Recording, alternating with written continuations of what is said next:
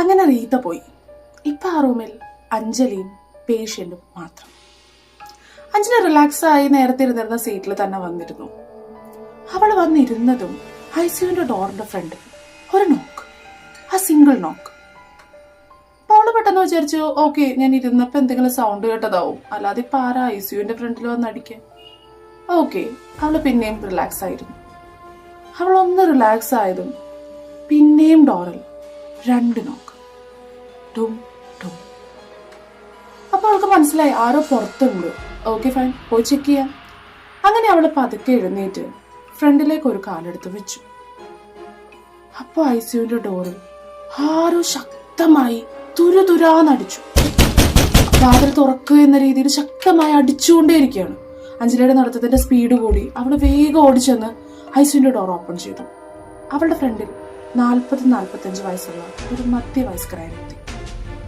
അയാൾ ആകെ വേർത്ത് കിതച്ച് ഷർട്ടെല്ലാം വേർപ്പിലൊട്ടി എന്തോ ബുദ്ധിമുട്ടിൽ നിന്ന് വരുന്ന പോലെയാണ് അവളുടെ ഫ്രണ്ടിൽ നിൽക്കുന്നത്.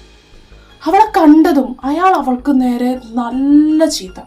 നിങ്ങൾ എന്ത് ഹോസ്പിറ്റലാണ്, എന്ത് ഉത്തരവാദിത്തമാണ് നിങ്ങൾക്കുള്ളത്? ഇവിടെ ഒരു പേഷ്യന്റ് മരിക്കാൻ കിടന്നാൽ നിങ്ങൾ അറിയോ? ഞാൻ എവിടെ നിന്ന് വരുന്നതാണെന്ന് അറിയോ? എല്ലായിടത്തും ഒരു ഡിപ്പാർട്ട്മെന്റിൽ പോലും ആരുമില്ല. എന്റെ വൈഫ് അവിടെ കിടന്ന് മരിച്ചോട്ടെ എന്നാണ് നിങ്ങൾ പറയണേ എന്നൊക്കെ ചോദിച്ച് അഞ്ജലിക്ക് നേരെ അയാൾ അലറി. അവളാകെ വല്ലാതായി. എന്താ സിറ്റുവേഷൻ, ഇയാൾ എന്താ ഈ പറയണേ ഒന്നും അവൾക്ക് മനസ്സിലായില്ല. അവസാനം അയാൾ അത് എക്സ്പ്ലെയിൻ ചെയ്തു. എന്റെ വൈഫിന് ലേബർ പെയിൻ എടുത്തിട്ട് കുറെ നേരമായി, അവൾക്കിപ്പോൾ ബ്ലീഡിങ് വരികയാണ്. നിങ്ങളൊന്ന് വന്ന് നോക്ക്, ഇവിടെ എങ്ങോ ഒരു നഴ്സില്ല, ഒരു ഡോക്ടറും ഇല്ല. എന്റെ വൈഫിന് ഇങ്ങനെ പോയാൽ മരിക്കും, എനിക്ക് എന്റെ കുഞ്ഞിനെയും വൈഫിനെയും വേണം, നിങ്ങളൊന്ന് വന്ന് നോക്ക് എന്ന് അയാൾ കെഞ്ചാൻ തുടങ്ങി.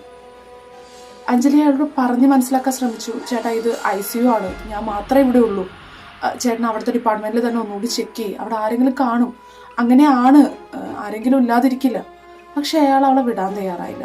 ഞാൻ 7th ഫ്ലോറിൽ നിന്ന് വരുന്നതാണ് പെങ്ങള്, എൻ്റെ വൈഫിന് അത്രയും വയ്യ, അവള് ഇനി അങ്ങനെ കിടന്ന് അവള് മരിച്ചു പോവും, നിങ്ങൾ വന്നൊന്ന് നോക്ക് എന്ന് അയാൾ കെഞ്ചി പറഞ്ഞപ്പോൾ മനസ്സലിവോടുകൂടി അവൾ അയാളുടെ കൂടെ പോകാൻ തയ്യാറായി. അങ്ങനെ അവൾ ICUവിന്റെ ഡോറ് ക്ലോസ് ചെയ്തു. അയാളുടെ കൂടെ അയാളുടെ പിന്നിലായി നടന്നു. 2 പേര് ലിഫ്റ്റിൽ കയറി. അയാൾ തന്നെയാണ് 7th ഫ്ലോറിന്റെ ബട്ടൺ പ്രസ് ചെയ്തത്. അങ്ങനെ ലിഫ്റ്റ് പയ്യെ 2nd ഫ്ലോറിലെത്തി, 3rd ഫ്ലോറിലെത്തി, 4th ഫ്ലോറിലെത്തി, 5th-ലെത്തി, 6th-ലെത്തി. അവസാനം ലിഫ്റ്റ് ഓപ്പൺ ചെയ്തു. അഞ്ജലിക്ക് മനസ്സിലായി, അഞ്ജലി എന്തോ ദുരന്തത്തിലേക്കാണ് കാലെടുത്ത് വെക്കുന്നത്.